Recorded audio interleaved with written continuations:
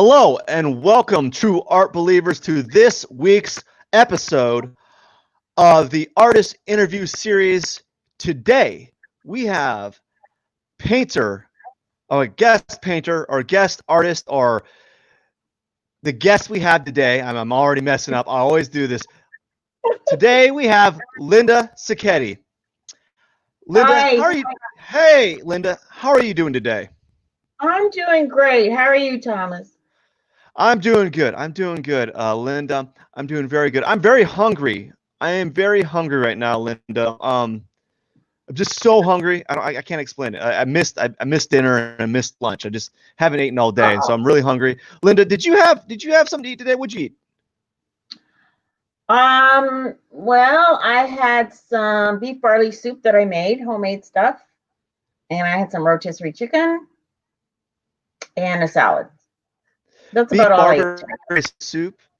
Beef barley soup. And you made it homemade barley soup. Yeah. I make all my soups from scratch. Yeah.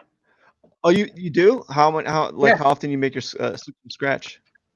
Well, I do it a lot more how- in the wintertime. I had Yeah. some. We'd gone out last Saturday for a retirement party for a colleague, an old colleague of mine. I'm retired for a couple of years, and we had these Fred Flintstone steaks. There were 16-ounce filet with bone in. So I took the leftovers and I just boiled them for 3 hours to make the broth, and just added vegetables and onions and some barley, and it was done. How was it? Was it good? It was wonderful. What's one of your what's your world famous soup? Do you have a world famous soup? Chicken vegetable. Chicken and vegetable? Yeah. What's the ingredients? Okay, so actually today we went shopping at Costco, so I got a rotisserie chicken because you can't beat their rotisserie chickens. Oh, they are good. So I'll after we eat most of the meat, I'll boil the carcass, or I will get some chicken thighs, remove the skin, and boil it for like 3 hours to make the broth. And then I add onions, carrots, celery. Oh wow, that sounds good. Sometimes I'll throw in a potato or something, and cook that, and then I put in barley because because that's my husband loves that. So. Yeah. Do you bake anything? Are you good at baking? I'm not a real baker, but I do cook a lot. Cook a lot. What's aside from soups? What's your second best dish? Oh wow. I'm pretty good at meatloaf, and then I just got a wok, and I'm going to make some beef broccoli stir fry tomorrow. I have a couple of really good shrimp dishes I make. Shrimp with feta cheese and roasted red peppers, and put it in the oven. I make salmon, chai crusted salmon, which is really good. I don't know. I'm always experimenting with new recipes, especially since the COVID started, the lockdown. So the COVID started. So we've just stopped going out. So yeah. And I bought a crepe pan, so I've been making some crepes. So how do you? I refresh me, correct me. I haven't made meatloaf in a long time. I think it's like you put beef and you have oatmeal and some eggs and throw some ketchup in there. Is that how you do it? Some oatmeal, an egg, a little bit of milk, mix that up, put the hamburger in there, or ground beef. I put in Worcestershire sauce and barbecue sauce. Mix that all up, and then I put ketchup, or this time I had some canned chopped tomatoes left over. I put that on top and cook it for about an hour. I might need to make some meatloaf this weekend. I'm also thinking about baking. I'm thinking about baking cookies. I've been walking around thinking about baking cookies, and I think I might do that. Like actually from scratch, old school style. Good. Uh, I don't do much baking. I make banana bread once in a while, but that's about yeah. it. So, and I also make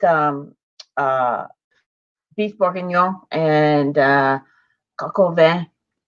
So, my crock pot and spaghetti sauce, meat sauce. So you spaghetti meat sauce. Linda, you Meat are sauce. you. Sorry. Meat sauce We're getting. with the sausage meat, pork sausage meat. Okay. Pork Yeah. sausage meat. So, Linda, you live in Chicago. What made you decide to live there? What was the reason behind that? Oh, in the Chicago area? Why there? Well, Yeah. Why actually, Chicago? I'm Canadian. I started out living outside of Toronto. I moved to Montreal, lived there for a while. I got a transfer from the company I worked with to Atlanta. I was there for a while, Okay. and then they transferred me up to Chicago suburbs. It was because that's the headquarters for North America for the company I worked for, and I was I was a manager. I was a director and operations, and I did all kinds of things. When I retired, I joked that I worked for this company in 2 countries, 3 cities, and every department except legal and HR. Wow. What was So now, so we were before we were yeah, go ahead. before we were we even started live stream. You're talking that you were a mechanical engineer. Yes, I have a What master's degree in mechanical engineering. when you were going to college for that, did you have any other major in mind? Well, I always loved art. I've been painting since I was like 10 or 12. Mm-hmm. My parents talked me out of pursuing that. So I started in physics, and then I switched over to engineering. And that's that. But through the whole time, I've always painted. I've always taken like night classes whenever I could. Maybe once a Yeah. week with a local college. Or when I lived in Atlanta, I did do some shows and sold some works there. But since I'm moving to Chicago, I was so busy with my corporate job that I really Yeah. didn't have a chance. So this year was going to be my first year selling at art fairs. Yeah. That didn't work out. So. It's a great time for art fairs, I hear. Huh? It's a Sorry? great time for art fairs. I hear that that art fairs is the it thing right now. Well, except they were all canceled, most of them were canceled because of the COVID. So next year, Oh, I know. hopefully. Actually, it was a joke. It was a joke. It wasn't a serious. It just fell flat. I'm sorry, Linda. It fell flat. So you started painting when you were 10 years old. Yeah. What was your relationship to art as a kid? Like, what kind of things were you making as a Well, kid, and why? when I started painting, my father was very creative, and he had done some painting when he was really young. So he suggested that I start with watercolor. So I did a lot of watercolor, landscape watercolor. As I got older, I realized watercolor is probably the most difficult media. Oh yeah, But it can get muddy. well, you have to be very quick, and you have to, if you make a mistake, you can't fix it. So I got pretty good at it. We just kind of took classes at school, right? The art class. And I did watercolor all the way through university. When I did my graduate degree, I did watercolors, gave it to my professors, hung it on the wall and stuff like that. So, and then I dabble a little bit with oil, but I don't like the smell of the linseed oil and the turpentine and the solvents and everything. So pretty quick I switched to acrylics, and I love acrylics because they dry faster than oil. They're easy to clean up. They don't smell. And as you can see, my studio here is the loft in my house. And if I use turpentine and linseed oil every day. My husband would probably divorce me. Yeah, if you had oil paints in there and you use paint thinner to clean your oils, oh, I can imagine you'd have to get like a open window studio. You wouldn't be able to do Yeah, and it's work with not in a healthy loft. either. It's Yeah, not very healthy. pungent. Yeah, so the techniques I use, Yeah, it like really looks like they're oil paints, painting, but they're actually acrylic. Yeah. Like okay, so talking about your paintings a little more. So, you said that you use acrylic. You started with watercolor. You didn't like them. No, I love You found that watercolor, they're and difficult. I just kind of got away Oh, from it. okay. And I it's been so long since I've done watercolor, I forget. Because it's with painting, I call, you get better with what I call brush time. So the more you paint, the better you get. Yeah. To develop your technique. And and then you did oil paints. You don't like the smell of linseed oil, and then you transitioned over to acrylic. Yes. Yeah, you transition over to acrylic, and so talk about let's just talk about let's not talk about the subject matter. Let's talk about the techniques. You said that you do something to make them feel like oil paints. Yeah. What are you doing to create that look? I use just a minute. Let me grab it. I use this. It's called a matte medium. So okay, a matte medium. Yeah, a lot of people who do acrylics, they just dilute it with water, and then it becomes almost more like a watercolor almost. So by using that media to thin out the paints as I'm painting, then it keeps the richness of color. It doesn't look washed out, and then it just looks more like like an oil would. Yeah. What else do you do with the acrylic? Well, when I'm painting, I paint in layers. So okay. I could have a painting that could start a painting, and then what I would do is just block out the different areas. So so here's the blue sky, here's the mountain with a little bit of different color, and here's the lake here, and I work the whole painting at the same time. For a landscape. So then I have to leave it. I can't work continuously on one painting. So I need to step back and look at it. So then the next time I'll come in and I'll add a little bit more definition. And then, more different colors. I love colors. I love having kind of a free brush stroke type painting. And then I probably go back maybe 4 or 5 times for a painting. And every stage I just add a little bit more detail, And then at the end, I put it in a place where I can walk by and see it. And I leave it there for, 3, 4 days. And then it's say, okay, I'm done, or I'm just going to tweak this a little bit here, a little bit there, and then I'm finished. What is the deciding factor to when you decide a piece is finished? What is that last thing that you say, you know what? Well, it's just a matter of me being happy with the result. I think the more you paint, the more critical you look at things. Yeah. Art really is a way of looking, and it's a totally different way of thinking than my corporate career. It was definitely right brain, left brain. And the more you exercise that part of your brain, the more you see the different things, or you see the contrast, or composition. And I might be finishing a painting and do the background and say, oh, I don't like that background, so just wipe it all out and start over with the background or something like that.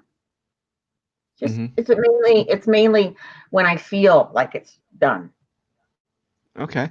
And you said earlier that you work on how many paintings at a time? 4 or 5? Yeah, yeah, anywhere from 2 to 5 paintings at the same time, because I Okay. can't take it from beginning to completion in one sitting. So I just do a little Yeah. bit on this one, a little bit on the next one. And it also helps me, if I'm looking at the same painting for too long, I just don't see it anymore. Yeah. So it helps to keep my vision of the painting fresh. What do you mean by not seeing it anymore? Explain it to like someone who doesn't understand, like because Like you I can't see understand with the, this as an artist. yeah, you can't see the forest for the trees, because it's just, with art, really with the painting, you need to approach a painting from the distance and look at it from a distance to really Hmm. appreciate the whole composition. And if I'm like right up close painting, I'm not seeing it from a distance. So I need to, when I get, it's also very intense, um, an intense activity. So when I'm getting to a certain point where I don't see it anymore, I have to step back. Yeah. I get too, you get too in the nitty gritty, and you have to kind of step back and look at it from a distance, and just to see the whole thing at once. Does that I make sense? often refer. Yes, it does. I often refer to it as like it becomes like wallpaper where you don't notice it. You don't Yeah, notice that's you another don't you analogy. don't you don't notice the nuances that you did when you first started, like Yeah. the contrast in the color or in the composite or the light Hmm. doesn't seem as vivid as it did when you first started looking at it because you become blind to it a little bit. Yeah. Yeah, it's something like that. So, it's always good to, when I get to the point where I'm kind of blind to it, like you said, then I need to Yeah. take a break and then come back the next day with fresh eyes and look at it at a Yeah. distance and see, okay, now what do I need to do now? And I want you to kind of define this or talk about it a little bit more, so people that are like listening can really understand um, just how labor intensive like making art can be. Like Yeah. doing 2 hours of painting, it's quite fatiguing, wouldn't you say it can be Oh yeah. sometimes? Yeah. Yeah. I mean, I wouldn't spend more than 3 or 4 hours painting in one day, because it Yeah. does, it really is fatiguing. And I'm just launched a new website, and I'm trying to market my products online. So I spend about half my day on marketing and half my day painting. Yeah. Yeah. And how long does it take for you to finish painting? How long do you really spend on a painting? Depends. Altogether, maybe 8 hours or 10 hours or something altogether. 10 hours? That's a fast painting. Yeah, so sometimes maybe a little bit more depending on the complexity. But Mhm. people say, "Oh, well, if you want to sell your painting for this, and that's so much an hour." But they forget, like what I said before, it takes a lot of brush time. It takes a lot of Mhm. time. I've been Yeah. painting since I was like 10 or 12. It takes a lot of time to develop techniques, to understand composition, to understand how to mix your colors. Um, so it's a lot of brush time to get to like where I am today. Definitely. Yeah, it's a specialized craft trade, you know. Definitely. Yeah. And Yeah. And it's not, the it's not like you say, okay, I'm just going to pick up a canvas and a few paints and a few brushes, and I'm going to create a masterpiece. It doesn't work like that. yeah, like the assumption that like why is your painting cost that much, and like they expect it to be really cheap, Yeah. and I was like, well, you want me to get paid minimum wage for this piece, like, Well, and right? it's not What just your time. It's Yeah, all the time before that yeah. has brought you to this place now, Hmm. um, where you're in a position where you can sell your art. I mean, stuff I did, you know, 30 years ago. I won't tell you how long ago, because then I'll give away my age. um, it's not. it's not anything near what I do now, and nobody would have wanted to buy it. Are you sure? Well, maybe. Maybe. So 10 hours. So you pump out probably 3 paintings a week then? I could do that, or I could 2 or 3, depending on, sometimes I get stuck on a painting and I have to put it away for a while and come back to it. Yeah. So But you something like the leopard here, that took a lot longer because it's so yeah. detailed, and I just worked on the leopard. You got those And that's spots just from there. a photo I personally took, when we were in South Africa. So I do everything from photos that I take. Talk about that South Africa trip. What was that like? Oh my God, it was incredible. We were in Yeah. October of 2018 for 4 weeks. And actually, I have an aunt who lives in South Africa. Oh, There's a yeah? house in Victoria. And I don't know if you can see the bird over here. That's a blue lovebird, which I took the Yeah. photo in her backyard at the bird feeder. And so she also has a place in Cape Town. And for 4 weeks, she drove us all over the country. It's an absolutely beautiful country. We spent about 5 Yeah. days in Kruger National Game Park, and there were tons of animals. Really, I mean, it was really incredible. And we managed to see this leopard with 2 of her sub-adult cubs, well, probably teenagers or so, on the side of the road. And we just sat there, and she kept looking at me. I had the window open, and I was taking tons of photos, and she started walking towards us, and I started looking right into my eyes. It was incredible.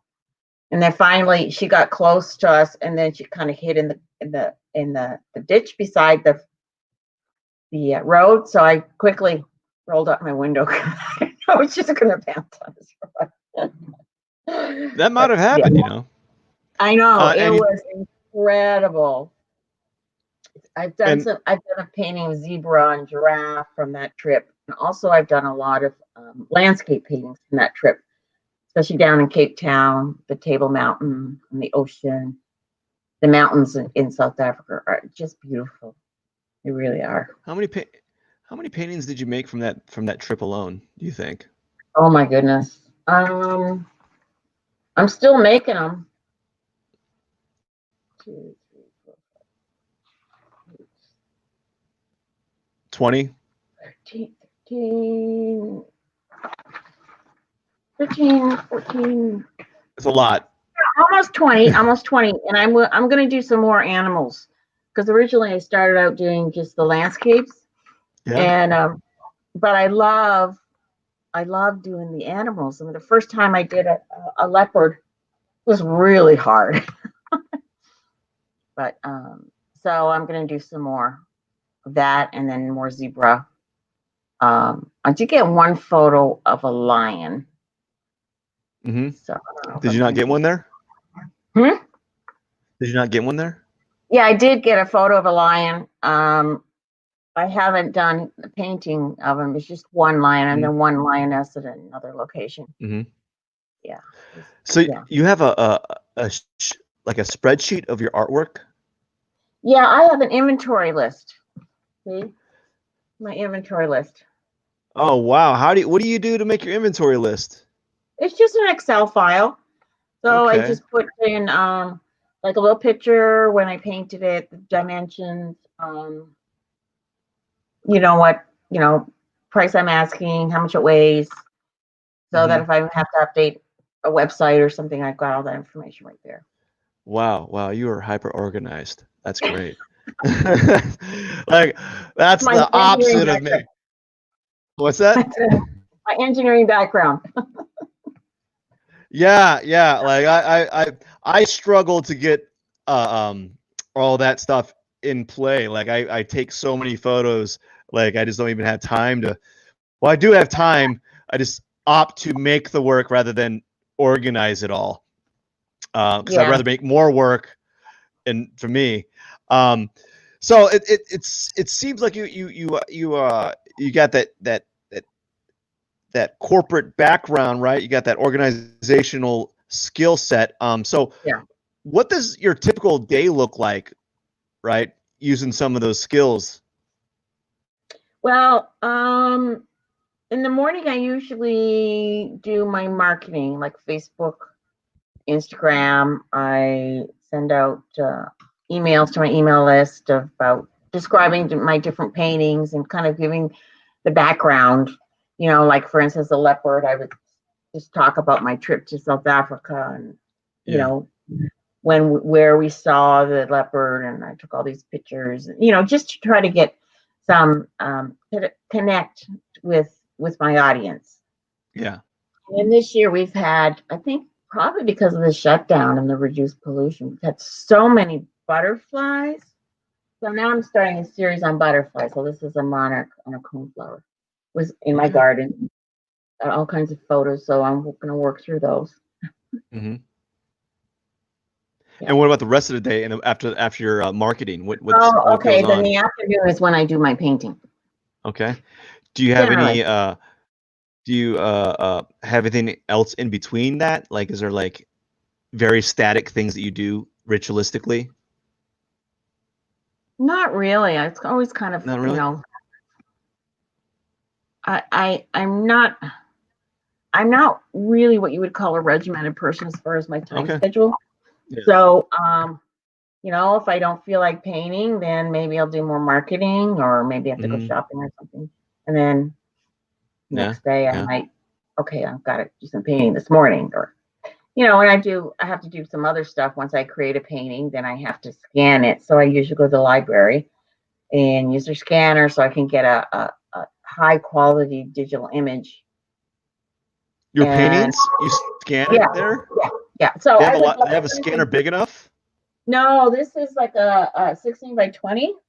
So I can make 2 scans, and then when I come back to my computer, I use Photoshop to merge them together. So then I have a high quality digital image, and then I use that to create prints. Because I also sell prints on my website, and also I would never. Yeah. Go ahead. Sorry. Then it also gives me, other income with selling prints. So if it's a larger painting, then I put it on my wall and try to get the lighting just right. I don't really have the proper tripod lights. I should probably get some. And then I take photographs with my Canon and upload them and use Photoshop to, crop them and size them. Mm-hmm. I would never suspect that you would scan your paintings and then line them up just like so. Right. Have you ever had a lot of trouble getting them perfectly aligned? Well, no. Sometimes I've had like I did one scan the other day, and the color wasn't right. Mm-hmm. So I remembered that when I scanned one half, I had the lid closed. When I scanned the other half, the lid was open, so the colors didn't match. I'm going to have to go back and do that one. But, as long as I have a high quality TIFF file that I transmit, I do the highest quality scan I can do, and I email it to myself. And then it usually comes together. Once I have it come together, you can't even tell. Yeah. So when in your opinion, like in your idea, like what would be your idea of the perfect day as an artist? You can close your eyes and imagine it. I'm closing right now. My perfect day would be not having to do marketing. Oh yeah.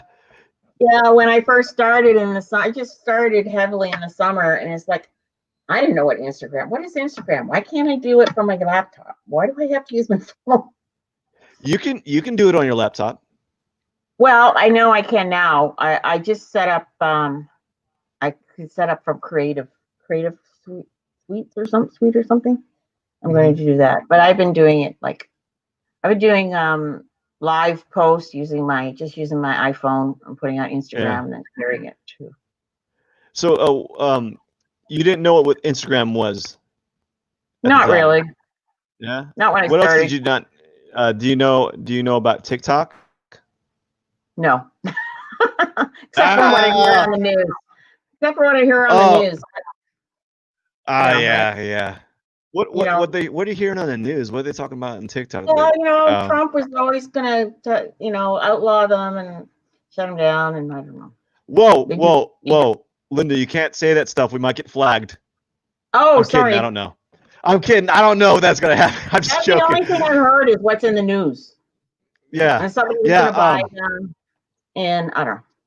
Marketing can be a huge time suck, and I think it's also something you don't hear. It really is it's a very key factor in the business of art that it's widely undervalued and it's not being spoken of enough. Yeah. Right. I think I probably spend more time on my marketing, on posting my paintings to my website, and doing all of that stuff, non-creative stuff, than I do actually painting. It can be draining too, right? You do those things and you're like, oh gosh, I just want to paint. This whole posting thing, I'm like, just let me do what I want to do, right? So when I set up my website, my new website, oh my God, I worked 10 hours a day for 2 weeks straight, every single day on the website. No time for painting, no time for anything else. So it was a lot of work. I mean, now I'm glad I did it because I have a really professional looking website, but it's a lot of work, especially for somebody. I mean, so I was, corporate America and everything, but I didn't do that IT detailed stuff. We had a department for that. So the learning curve has been pretty steep on that side of it. So, I know that we talked about how you don't really have a regimented like plan for the day, but artists, I don't know if maybe you know some artists that aren't like this, but a lot of artists are. There's a lot of artists that are kind of notoriously good at procrastination. Oh no, that's not me. No, I don't procrastinate. Not you. I'm not. No, I'm. Thomas, this being an artist has been my dream since I was 10. Yeah. Now I'm living my dream, and I am so happy. And every day I get up and I just want to get right into it. And I work 7 days a week. I don't say, oh, it's the weekend, I'm not going to do anything today. No, this is the love of my life. This is my passion. Yeah. And I will get up and do. There's very few days when I say, okay, I'm just going to take a break and do nothing. It doesn't happen. No, I'm not like that. My personality, I was always a very hard worker, and I wasn't really a procrastinator. As far as my work goes. So I guess you're I'm just you're just a go-to person, right?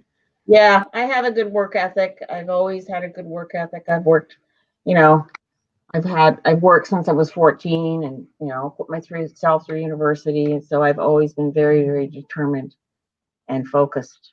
It's just that I don't say, okay, at 9 o'clock I have to get up and do this, and then I have to do this at 10 o'clock. And I'm not that kind of regimented. But I do something every day to help my business. I'm actually the opposite of that. I have to be really regimented because like case in point, like today I was painting and I was like, oh, this is really fun, just doing this silly little orange paint squiggly lines. I think I'm gonna do some black splotches here, and oh, it's a shame that I gotta stop and it's a shame I can only do this for 30 minutes. I got to go upstairs and do my work. So I had to kind of to be productive, And And Well, you know, for my, in this stage of my life, you know, I put in my dues. I'm retired. yeah, I'm able to devote full time. My kids are all grown up and married. You know, this is what I want to do for the rest of my life, and this is what I'm going to do for the rest of my life. I'm happy for you. Thank you. I'm happy too. I'm Took very me happy a for long you. time to All get to right. this. Yeah. Yeah, we're going through these questions a little quick. Let's go back to how you started painting a little bit. Sure. When you were so we gathered that you use matte medium to give it that oil painting feel. You Yeah. spend 5 to 10 hours on them. They and you work on 2 to 5 given on the circumstances paintings at a time. Yes. What about the process of like your selection process for the photos? What kind of Mhm. studies, if any, that you do, or what kind of brooding phase, or what kind of phases before you actually put the brush on the canvas do you work at? Like, what things do you do prior Yeah. to that? Well, I don't really do studies. Okay. I mainly paint from my own photographs. There's a few exceptions, like I painted a couple from my son's photographs he took when he was in Bolivia, and I did a painting of the Amalfi Coast for my sister-in-law. It was her photo. But I need to have a digital photo, and what I do is I play with the photos. Okay. So I crop them, I, you know, flip them, and I always have a handful or like 5 or 10 photos that I'm working on Okay. beforehand. So I'll crop them, I'll print them, I'll change them around. And I said, okay, now that's a good. When I get to a point where I'm saying, okay, this is a good composition, this is what I'm going to paint. And Mhm. then I have to. I think, how am I going to do this? Am I going to start with the white canvas, or like for instance this one? I did the background first, and then I Mhm. sketched the butterfly and the flower, and then I added that.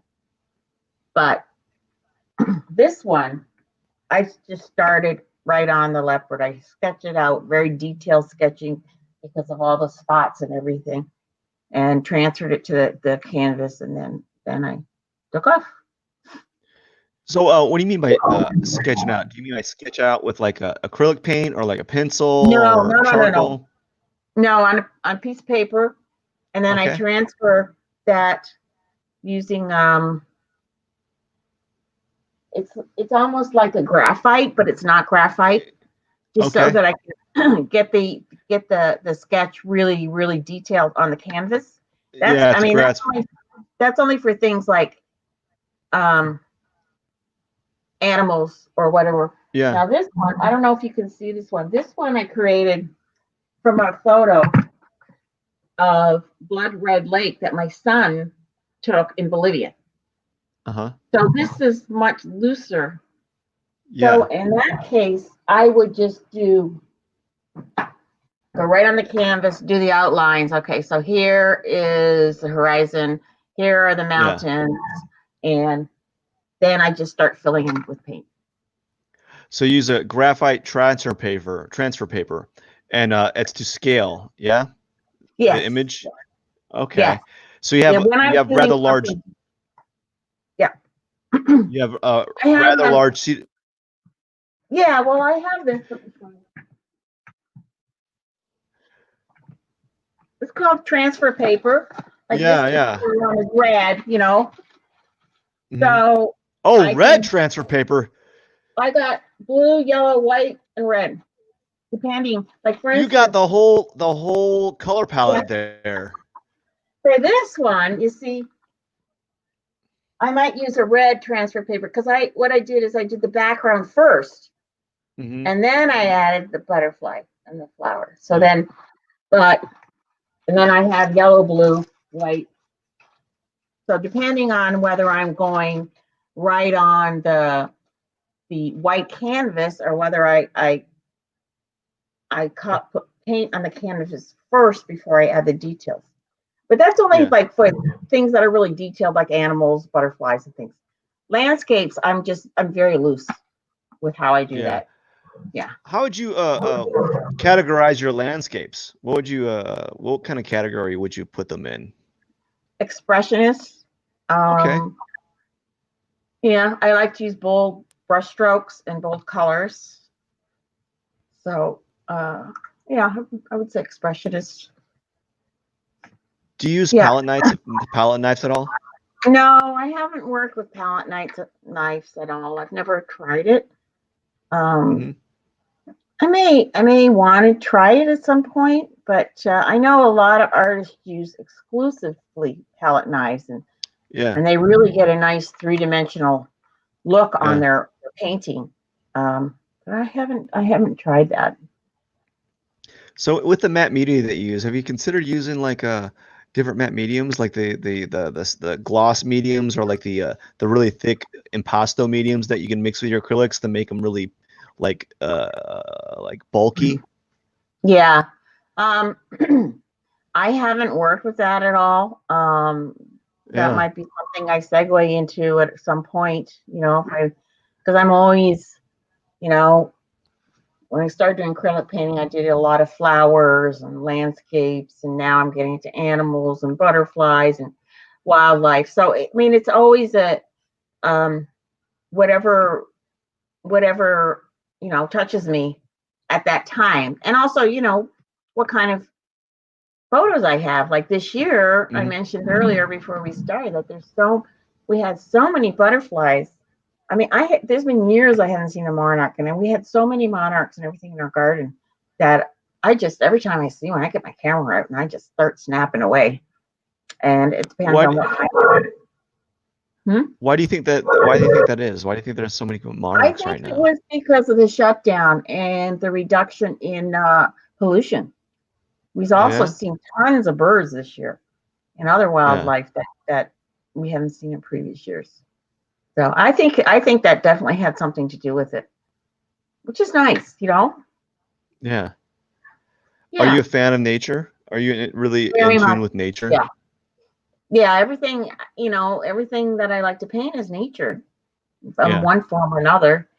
Um, and I like to get out there with my camera, and so sometimes what I end up focusing on depends on what kind of photos I have. Hmm. Uh, And as I said, mentioned earlier, that in 2018 we did that fabulous trip to South Africa for 4 weeks. Hmm. Drove all over the countryside, and I got so many photos that I'm still working through some of them. Yeah, you got unlimited images at the moment, right? Yeah, well, I still have lots of images, so I mean, I'm not gonna run out of any what do you call it, topics to paint. Yeah. Yeah. A- Any new trips on the horizon? Anything looking Well, forward to the future to get yeah, more sources to actually, work from? My eldest son lives in France, and he just got married in August this year. So of course we couldn't go. And we were supposed to go to Italy and Netherlands and Spain at the same time. Both my parents come from Holland, so I have cousins in the Netherlands, and I have a Oh cousin who has wow. a place in Spain. And then my son, of course, lives in south of France now. So that had to all be put on the wayside. So I'm hoping next year we can go to Europe. And take some photos there. Yeah. Hmm. So Linda, Yeah. what is some advice that you can give to artists that goes beyond following your the like the following your passion motif, like the like you often get that just follow your passion type of like speech, right? What can you give to artists, or young or old, with regards to art? Like what could propel them and put them in the right direction? It could Hmm. be business advice. It could be advice about what to do. It could be work-related advice. productivity advice, things that you need to do, right, that make you a better artist, you know? Yeah. Well, first of all, I would say try to do something every day, Okay. because with more brush time, time painting, Yeah. time developing your skill, that's how you get better. Yeah. Even if, if you have problems mixing color, just spend days mixing colors and see what you get. Or um, look at your compositions. Or you're not going to make a Picasso when you first start. Take a Yeah. few classes and get some instruction if you don't have an art background. Or but I talk about passion, because art is something that you're not going to say, oh, I think I'm going to become an artist, if you don't have the gift, and you don't see like an artist does. It like art to create art, you have to be able to see, and a lot of Hmm. people don't see, in the sense that be aware of your surroundings, and you look at when I look at something, I look at a nice landscape, I think about the colors, because I really love colors. I'm a colorist, so I think about the colors, and I think about the light, and how the colors change with the light. Um, and if you can't say that, oh, I'm going to be an artist, like you say, oh, I'm going to be a car salesman or something. You have to have that passion to devote the time that's needed to get good enough. Does that make sense? Yeah. It takes a lot of time, a lot more time than people Yes. give credit to, you know. Yeah. Like Yeah. And then people the come around and say, "Why are you charging so much for that painting? How long did you take to do it?" I said, "Well, I've been painting for 50 years, so it took me 50 years." yeah, yeah, so like you could say, "Oh, I've been alive for this many years, so I've been doing this for this so it's why not be that price, right?" Um Right, right. And it really kind of bothers me when people hire an accountant and they don't haggle about oh the price. yeah. Or you Yeah. hire a lawyer and the lawyer says, "Oh, you have to pay this much." People don't negotiate. So you have a piece of artwork that's unique, that Yeah. nobody else has. It's one of a There's one. kind. And why would you want to haggle about the price? Mhm. The Yeah. artists are worth everything they ask for. Yeah. I totally agree. The the it's the only profession where there's this weird like perception that, oh, why is it as you said, why would you a lawyer costs $300 $400 an hour, right? You Yeah. know, and after So his advice is gone, is after he gives you his advice or her advice or their advice for an hour, right? They're they're gone. You know, you right, pay $300, $400, $500, 1,000, 2,000, fifteen right. thousand dollars for one painting. It's there for you ever. It's And the other thing, people say, "Oh, I go to a lawyer and they had to go to school for all these years and learn and blah blah blah." Well, you know what? We had to practice and develop our talent and develop our skills longer than a lawyer had to go to school. You know? yeah, that's So very true. That's very yeah. true. Like I was trying to explain this uh, uh, uh, uh, to some family. I was trying to explain, like, listen, when you get your degree, you know, like, so let's use you as an example. Like, you got your degree in mechanical engineering. Um, I don't know your career, but aside from like training, I don't know what it pertained to, but like, it's not like you're constantly educating yourself in mechanical engineering, or were you? I don't know. Um, Well, yeah. I mean, I did very well. I mean, I made a lot of money, which is allowing me to do this now. So yeah, I did very well on the court, and I was always learning. new processes, all the time, learning all the time.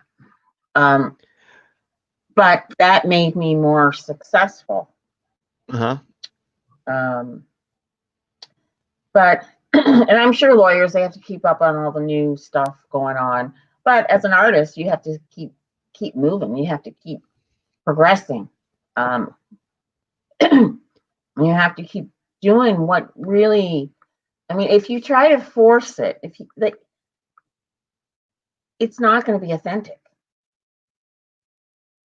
We were talking earlier about this concept of pivot. Well, if you're not selling, then you need to change and do something else. But it has to be organic. Yeah. Or else it's not authentic. Yeah. I get that, and I think I talked about this a lot. Talk about this a lot. It's like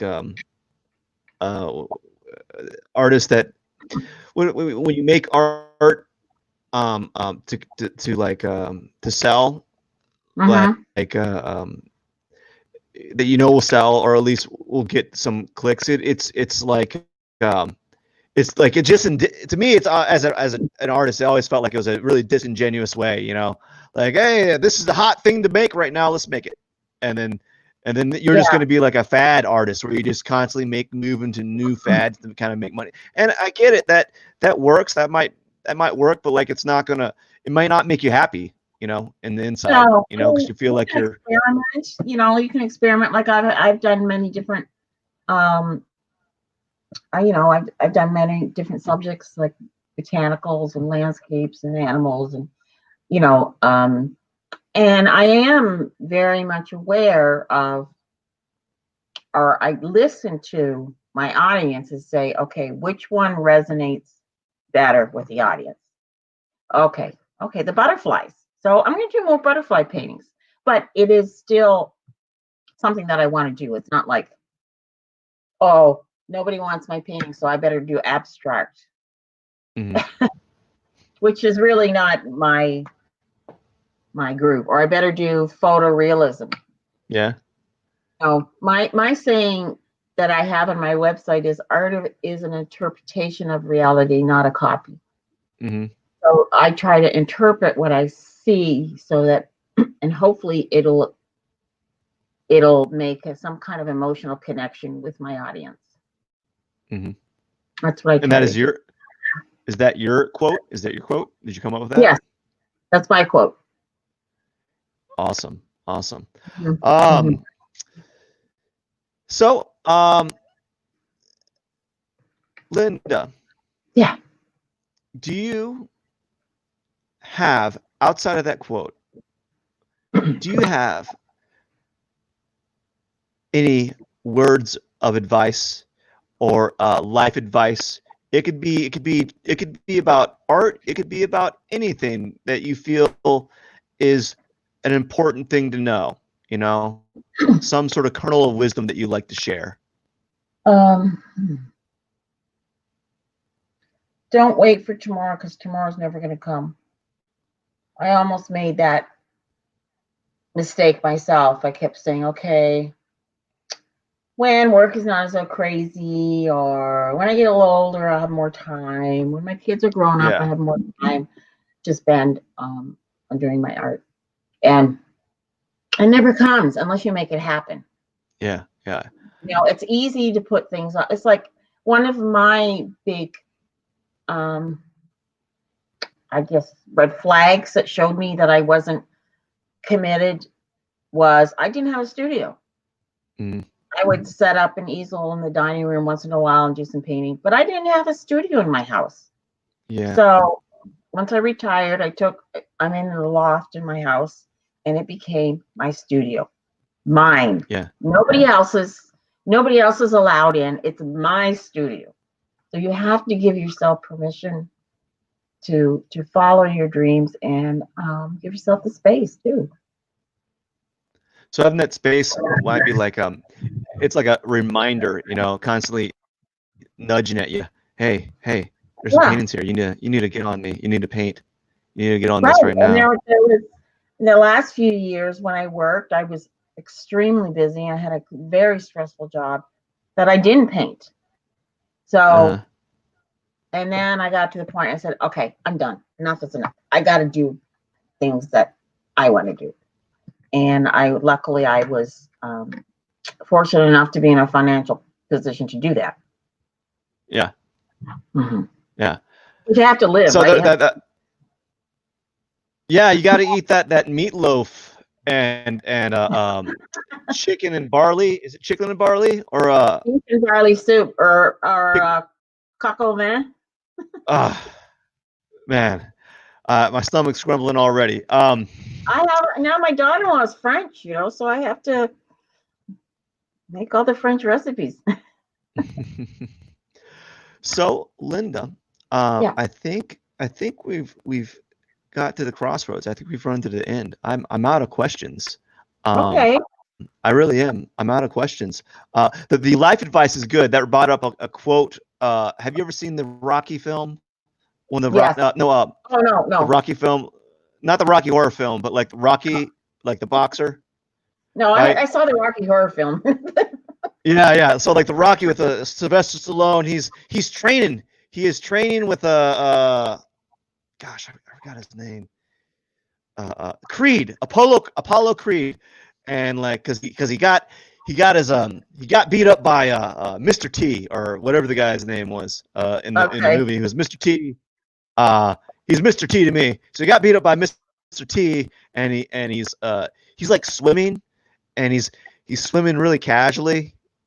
Rocky, right? He's swimming really casually, and he gets out there, and then Apollo's like, what are you doing? What are you doing?" He's like, "Oh, tomorrow we'll do it Yeah. tomorrow. We'll be better. We'll work on it tomorrow." He's like, "There is no tomorrow." He's screaming at him. Like, "There is no tomorrow." And I thought that was really interesting because that's true. That is very true. Like, Yeah. Definitely. tomorrow's never guaranteed, and Not go yeah. out bang, right? Make every day a day that you're proud of. There's Mm-hmm. days that I that I feel like I'm not proud of. Like, oh, this wasn't. Right. This is pretty suspect days, but I totally agree with that. Yeah. There is till tomorrow because you Yeah. want. And if you Yeah. think, Go ahead. no, go ahead. So another thing that I've always lived by is just feel the fear and do it anyway. Don't be afraid, be adventurous. Go out into the world, visit other countries, discover new cultures, like I'm a Can American, I call myself because I'm Canadian and American. My parents are from Mm-hmm. Holland. I Yeah. have an aunt in South Africa. My son now lives in France. Go out and see what else is out there instead of just Yeah. staying in your little, you know, 5 mile radius or whatever. And it will open up your mind to so many different things. And just, don't be fearful. Just do it. You can do it. And Yeah. then this will give you more confidence to discover other things, whether it's your art or whether it's your um, photography or anything. And I think that's really important. And a lot of people don't do that. Keep Yeah. yourself healthy, eat healthy foods, exercise, and then you'll have time to do all those things. Linda, we have a question from one of the viewers. Okay. So going back to where you said you were painting 7 days a week, do you ever experience any artist block, and how do you push through those periods? No. The only kind of No artist block. the only kind of artist block I ever get is when I don't have anything to paint. I don't have a photo. But I'm Mm-hmm. constantly, I got tons of photos. I'm constantly going through everything. I'm constantly searching for new things to paint. But as far as being in the middle of a painting and not being able to complete it, I have had it. I put it away for a few weeks to come back to it, but I always, if the long as I look at it long enough, I usually kind of figure it out. But as far as not knowing what to paint, I'm constantly have photos, from a long time ago, from this year, from I'm constantly going through them and try to find new topics to paint. So maybe the artist block doesn't occur because you have a cycle of paintings. You have a paintings all in queue. So you have 5 paintings like that you're running. That you're like, if you don't want, if you say you're not feeling it, you're not feeling like painting. Maybe that might be your version of artist block. So like, I don't feel like, so I don't feel like this painting right now. I'll work on this one.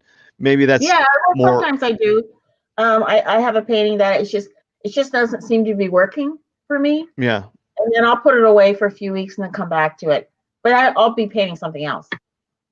Maybe do you ever have like periods where I'm gonna kind of piggyback off the question of the artist block. Do you ever like periods of like struggling, like you're really having it a day with a painting, like you're just like this? Absolutely. I just try to push through it, or I go on to something else and then come back to it. It's not like it's a natural, it's so easy for me to do that. I don't want to give you that opinion. It's always, it's always when I'm going through, sometimes when I'm going through a painting, I have this self-doubt going on in my head. I mean, I haven't had as much of it as I used to when I was younger, but oh my God, this is never going to work out. This looks horrible. Oh, I might as well just throw it in, and then I put it away for a few weeks and come back to it and then keep looking at it, and then it starts to click what I need to do. Yeah. So there's always mental games going on. Yeah, there's always that little like devil on your shoulder, right, telling you, chipping at you, saying this is garbage, a little bit. Like, come on, you're like, be quiet. I'm trying to work here. Just go away. There's always that little bit of like insecurity, I guess. Yeah, I would call it that. But you also have to remember that I have not been doing this full time for very long. It's only been 2 years I've been doing full time. So I still have a lot of photos backed up that I want to paint. Now, I don't know if one day I'll get to a point where I don't know what I want to paint anymore. I mean, then I'll have to make a trip to Italy or something, I guess. How many photos do you think you have in line right now? How many photos do I have in lined up? Yeah, for like paintings that you're really planning on working on. Well, I just finished. Let me see. I just finished one painting. I'm working on 2 more, and I have about another, I don't know, 5 or 6 already lined up to paint. So I'm always filling up that back end, How do you store your paintings? In my house. Yeah, I know the feeling. I try to wrap them up a little bit, and I have some downstairs. I have some in my studio, but I'm gonna have to find another place to put them unless I start selling a lot. Linda, anything else you'd like to add? No, I don't think so. I think we covered everything. It's just if somebody is struggling, I haven't sold a lot. When I lived in Atlanta, I did some shows and I sold paintings. I haven't done any shows since I moved to Chicago in 2003. Yeah. Because I just didn't have time, and this year I was going to do shows. So much for that. So hopefully next year. I get it. And then fingers crossed, right? Just don't give up. Just it's a difficult business, and nobody wants to pay for it, and everybody's an art critic, and just be true to yourself and don't give up. Linda, I'm surprised you didn't mention my dog. Well, what is that? You didn't see it? Oh my God. I was waiting for someone to be like, dog. Man, look at it very close. That's your hot dog. I have a dog with a hot dog costume on it. I can see it. I thought it was just a picture of a dog with a blanket on the back. I couldn't see it. I was trying to get a reaction. I thought it'd be funny. Linda, Yes. Before we go, where can people find you? My Via social website. media? Yeah, find you Uh, like online. okay. My Facebook page is Linda Sacketti Art. Instagram is my handle is at Linda Sacketti, and my website is lindasacchetti.art. So that's as long as you .art. remember my name, you can find me. Awesome, awesome. Linda, I just want to say thank you so much for taking time out of your day to talk to me and to talk about your work and your travels and your experiences as an artist. It was really a pleasure. I'm quite honored to talk to you. I really do appreciate it. Oh, thank you, Um, Thomas. and I really enjoyed it. Thank you for doing this. yes, and for those that are watching and for those that are really interested in this content that I'm making, please subscribe, hit the like button, hit the subscribe button. You know, wherever you're following, follow me, follow Linda Sacchetti, and show your appreciation for the arts. We both truly appreciate you. You help us dig deep and work real hard because we want you to really Yeah. appreciate our work. And I just want to say thank you very much. Don't forget to hit the subscribe button. All right. Everyone, have a wonderful, really, truly appreciate each and every one of you. Yes. Thank you. And I need to thank you. And now we got to hit the little outro. All right. And it's the Okay. same thing as the intro, but you know, it is what it is. Have a wonderful day, Right. everyone.